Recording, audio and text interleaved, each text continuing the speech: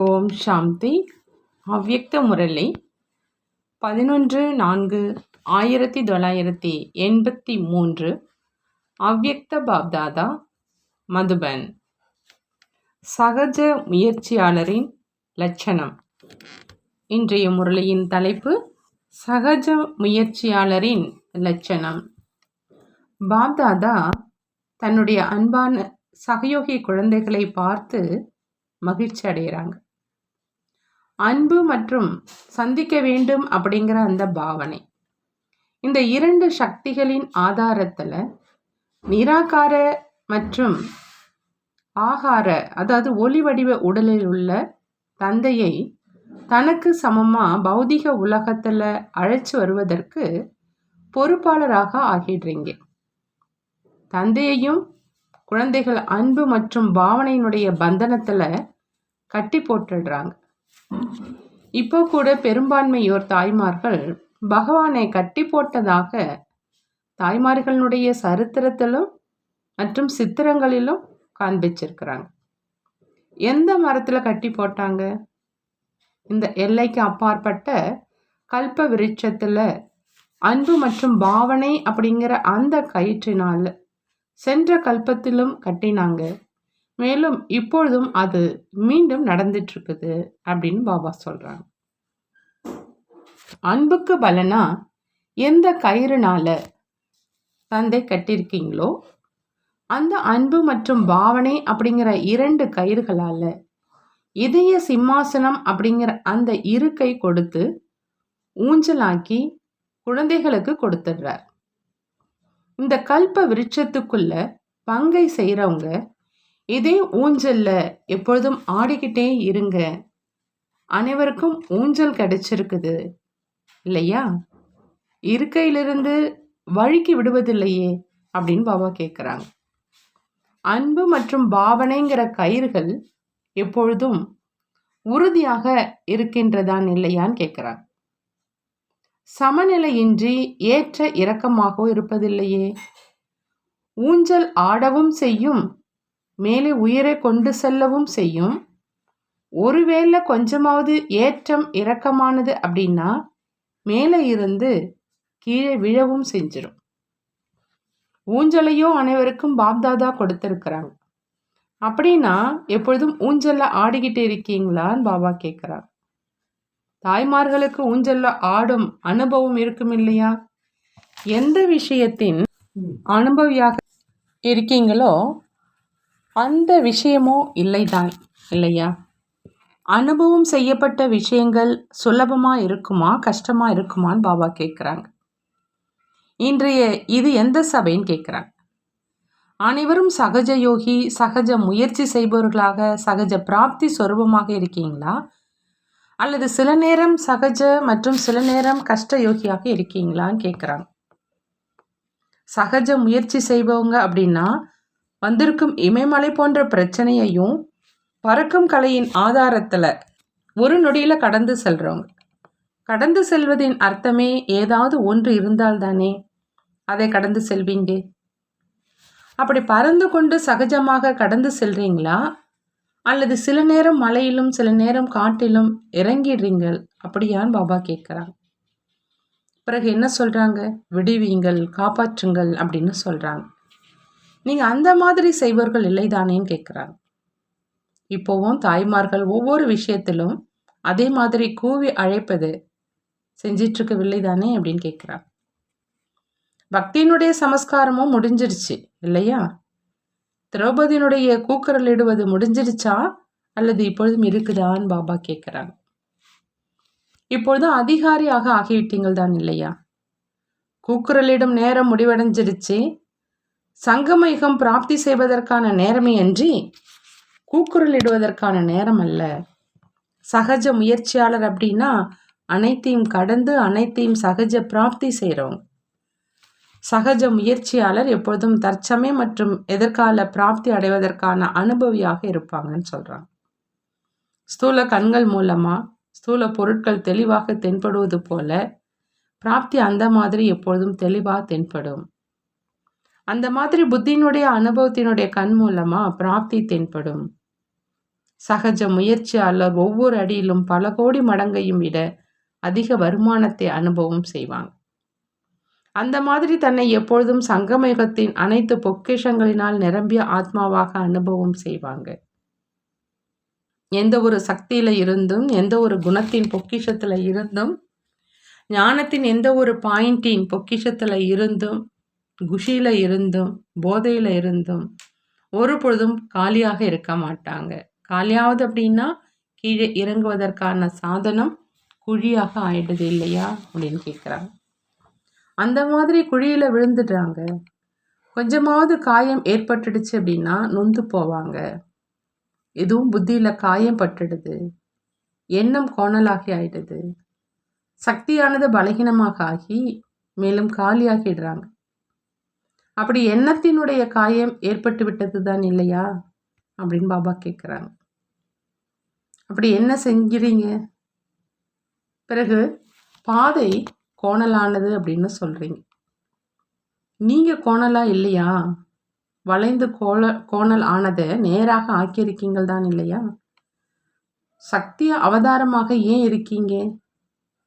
கோணலாக இருப்பதை நேராக ஆக்குவதற்காகத்தான். என்ன ஒப்பந்தம் எடுத்திருக்கீங்க? எப்படி இந்த ஹாலில் கோணலாக வளைந்து இருந்ததை நேராக ஆக்குனீங்க? அதனால்தான் இங்கு சௌகரியமாக அமர்ந்திருக்கீங்க இல்லையா? இந்த ஹாலை கட்டிய கான்ட்ராக்டரிடம் கேளுங்க. இது வளைந்து இருக்குது, அடிபடும் அப்படின்னு நினைச்சாரா? நேராக ஆக்கினாரா அல்லது வளைந்து இருப்பதையே யோசித்து கொண்டு இருந்தாரா? சில இடங்கள்ல கல்லை உடைத்தார், சில இடங்கள்ல கல்லை நிரப்பினார், உழைத்தார் இல்லையா? உங்கள் அனைவருக்கும் சொர்க்கத்தை உருவாக்குவதற்கான கான்ட்ராக்ட் கிடைச்சிருக்குது இல்லையா? அந்த மாதிரி கான்ட்ராக்ட் எடுக்கிறவங்க பாதை வளைந்திருக்குது என்று சொல்ல முடியாது. திடீர்னு விழுவது இதுவும் கவனக்குறைவு தான். சாக்கார பாபா காலத்தினுடைய நினைவு இருக்குதான் இல்லையான்னு பாபா கேட்குறாங்க. யாராவது கீழே விழுந்தால் என்ன செய்தார்? அவருக்கு டோலி கொடுக்காமல் நிறுத்தி விடுவார். ஏன்? வருங்காலத்தில் கவனம் வைக்கணும் என்பதற்காக. டோலி கொடுப்பது ஒன்றும் பெரிய விஷயம் கிடையாது. டோலி இருப்பதே குழந்தைகளுக்குத்தான். ஆனால் இதுவும் அன்புதான். டோலி கொடுப்பதும் அன்புதான். பிறகு என்ன யோசித்தீங்க அப்படின்னு கேட்குறாங்க பாபா. திடீரென விழுந்துடுறீங்க அல்லது பாதை வளைந்திருக்குது, இதை சொல்றீங்களா? தற்பொழுது இவ்வாறு முயற்சி செய்யும் மார்க்கத்துல அவ்வளவு கூட்டம் எங்கே ஆகியிருக்குது? இப்பொழுதோ 9 லட்சம் பிரஜைகள் கூட உருவாகல. இப்பொழுதோ 1 லட்சத்திலேயே குஷி அடைஞ்சிட்டு இருக்கீங்க. 83ல் 1 லட்சத்தினுடைய எண்ணிக்கை இருந்ததுன்னு சொல்றாங்க பாபா. இந்த முயற்சி செய்யும் மார்க்கம் எல்லைக்கு அப்பாற்பட்ட மார்க்கம். அப்படி சகஜ முயற்சி செய்வது என்றால் என்ன என்று புரிஞ்சுக்கிட்டீங்களான்னு கேட்குறாங்க. ஒருவர் தானும் அடிபடாமல் பிறருக்கும் அவரே வழிகாட்டியாக சுலபமாக பாதையை கடக்க வைக்கணும். சகஜ முயற்சி செய்பவர் அன்புல மட்டும் இருப்பவர் கிடையாது, ஆனால் அன்புல மூழ்கி இருப்பவர். அந்த மாதிரி அன்புல மூழ்கி இருக்கும் ஆத்மா சுலபமாகவே நாலாபுறங்களிலும் உள்ள அதிர்வலைகளிலிருந்து வாயு மண்டலத்திலிருந்து தூரமாக இருக்கிறார். ஏன்னா மூழ்கி இருப்பது என்றால் தந்தைக்கு சமமாக சக்திசாலியாக அனைத்து விஷயங்கள்ல இருந்தும் பாதுகாப்பாக இருப்பது. ஆகையினால சமநிலை மிகப்பெரிய பாதுகாப்பு, மாயாவால் தாக்க முடியாத பாதுகாப்பு தான். சகஜ முயற்சி செய்வது அப்படின்னா என்னன்னு புரிஞ்சுக்கிட்டீங்களா அப்படின்னு பாபா கேட்குறாங்க. சகஜ முயற்சி அப்படின்னா அலட்சியம் கிடையாது. சிலர் அலட்சியமாக இருப்பதையே சகஜ முயற்சி செய்வது அப்படின்னு நினைச்சு நடந்துக்கிறாங்க. அவங்க எப்பொழுதும் அனைத்து நிறைந்தவர்களாக இருக்க மாட்டாங்க. அலட்சியமான முயற்சியாளர்களின் மிகப்பெரிய விசேஷம் உள்ளுக்குள்ளே மனம் உறுத்தி கொண்டே இருக்கும். மேலும் வெளிமுகமாக பாடிக்கொண்டே இருப்பாங்க. என்ன பாடிக்கிட்டே இருப்பாங்க? தன்னுடைய மகிமையினுடைய பாடலை பாடிக்கிட்டே இருப்பாங்க. மேலும் சகஜ முயற்சியாளர் எப்பொழுதும் ஒவ்வொரு நேரத்திலும் தந்தையினுடைய துணையை அனுபவம் செய்வாங்க. நீங்களே அந்த மாதிரி சகஜ முயற்சியாளரா அப்படின்னு பாபா கேட்குறாங்க.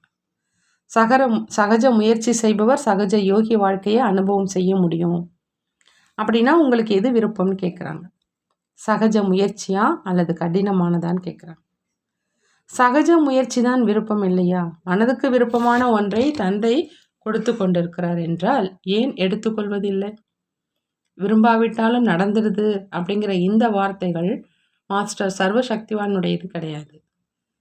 விரும்புவது ஒன்று, செய்வது இன்னொன்று அப்படின்னா அவரை சிவசக்தி அப்படின்னு சொல்வோமான்னு கேட்குறாங்க பாபா. பாபா சொல்கிறாங்க, சிவசக்தி அப்படின்னா அதிகாரி, அடிமை கிடையாது. அப்படின்னா இந்த வார்த்தை கூட பிராமண மொழி கிடையாது இல்லையா? தன்னுடைய பிராமண மொழியை தெரிஞ்சிருக்கீங்க தான் இல்லையா? சங்கம யுகத்தின் அதாவது சகஜ பிராப்தியினுடைய நீண்ட காலம் போயிடுச்சு. இன்னும் மிச்சம் கொஞ்ச காலம் இருக்குது. இதில் கூட சமயத்தினுடைய வரதானம், தந்தையினுடைய வரதானத்தை பிராப்தி செய்து தன்னை சகஜ முயற்சியாளராக ஆக்க முடியும். பிராமணன் அப்படின்னாலே கடினமானதை சுலபமாக ஆக்குவாங்க அப்படின்னு சொல்கிறாங்க பாபா. பிராமணருடைய காரியம் மற்றும் தர்மம் அனைத்தும் இதுதான். ஆகையினால ஜென்மத்தினால் செய்யும் காரியத்தினால் பிராமண ஆத்மாக்கள் என்றால் சகஜ யோகி, சகஜ முயற்சியாளர். இப்பொழுது என்னவாகி விட்டு செல்வீங்க அப்படின்னு பாபா கேட்கிறார். மதுபனை பரிவர்த்தனை பூமி, மாற்றும் பூமி அப்படின்னு சொல்றீங்க இல்லையா? கஷ்டம் என்ற வார்த்தை தபோ பூமியில, அதாவது யோக அக்னி பூமியில பஸ்பம் ஆக்கிட்டு போங்க. மேலும் சகஜ முயற்சியினுடைய வரதானத்தை பெற்றுக்கிட்டு போங்கன்னு பாபா சொல்றாங்க. பரிவர்த்தனைக்கு பாத்திரமான, அதாவது திட எண்ணம் அப்படிங்கிற அந்த பாத்திரத்தை தாரணை செஞ்சுட்டு போங்க. அப்பதான் வரதானத்தை தாரணை செய்ய முடியும். இல்லை அப்படின்னா வரதானத்தையும் பாபா கொடுத்தாங்க, ஆனா அபுவிலேயே இருந்துட்டுது அப்படின்னு சிலர் சொல்றாங்க. அங்க அவங்கள்கிட்ட இருந்து அவர்கள் இடத்துக்கு சென்றதுக்கு அப்புறம் வரதானமும் தன்னுடன் வரல அப்படின்னு பார்க்குறாங்க.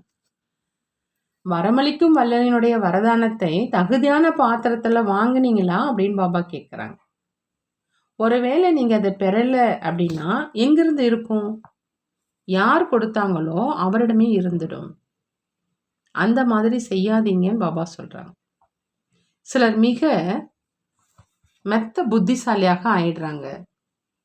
தன்னுடைய தவறு அப்படின்னு புரிஞ்சிக்க மாட்டாங்க. பாபா ஏன் இந்த மாதிரி செஞ்சாங்க அப்படின்னு தெரியல அப்படின்னு சொல்றாங்க. தன்னுடைய பலகீனங்கள் அனைத்தையுமே தந்தை மீது போட்டுடுறாங்க. விரும்பினால் பாபா செய்ய முடியும், ஆனால் செய்ய வேண்டியது இல்லை. தந்தை கொடுப்பவரா அல்லது வாங்குபவரா? கொடுப்பவர் அப்படின்னா கொடுக்கிறார், ஆனால் பெற்றுக்கொள்றவங்களும் பெறணும் இல்லையா? அல்லது கொடுப்பதும் தந்தை, பெறுவதும் தந்தையா? தந்தை எடுத்துக்கொள்கிறார் என்றால் நீங்கள் எப்படி நிரம்பியவர்களாக ஆவீங்கன்னு பாபா கேட்குறாங்க. எனவே எப்படி பெறுவது என்பதையும் கற்றுக்கொள்ளுங்கள். நல்லது. சந்திப்பதும் ஆகிவிட்டது தான் இல்லையான்னு கேட்குறாங்க. அனைவருடன் சிரித்தோம், கலகலப்பானோம், அனைவரின் முகத்தை பார்த்தோம். இந்த நேரமும் மிக நல்ல மலர்ந்த முகம். அனைவரும் குஷினுடைய ஊஞ்சல் ஆடிக்கிட்டு இருக்கீங்க. அப்படின்னால் இது சந்திப்பதாக ஆகலையான்னு கேட்குறாங்க பாபா. சந்திப்பது அப்படின்னா முகத்தை பார்ப்பது மற்றும் காண்பிப்பது. பார்த்தீங்க இல்லையா? பாத்திரமும் கிடைச்சது, வரதானமும் கிடைச்சது. இன்னும் வேறு என்ன இருக்குது அப்படின்னு பாபா கேட்குறாங்க. டோலியோ தீதி தாதியிடம் வாங்கி சாப்பிட்டுட்டீங்க. எப்பொழுது ஸ்தூல ரூபத்தில் பொறுப்பாளரை நியமித்திருக்கிறோம் அப்படின்னா அவ்வியக்தமானவரை ஏன் வியக்தமாக ஆக்கியிருக்கீங்க? தீதி தாதியும் தந்தைக்கு சமமாக இருக்கிறாங்க தான் இல்லையான்னு கேட்குறாங்க. எப்பொழுதெல்லாம் தீதி தாதியிடம் இருந்து டோலியை வாங்குறீங்க அப்படின்னா என்ன நினைச்சு வாங்குறீங்க? பாப்தாதா டோலி கொடுக்கிறார் என்று தானே. ஒருவேளை தீதி தாதி கொடுக்கிறார் என்று நினைச்சிங்க அப்படின்னா அதுவும் தவறாக ஆயிடும்.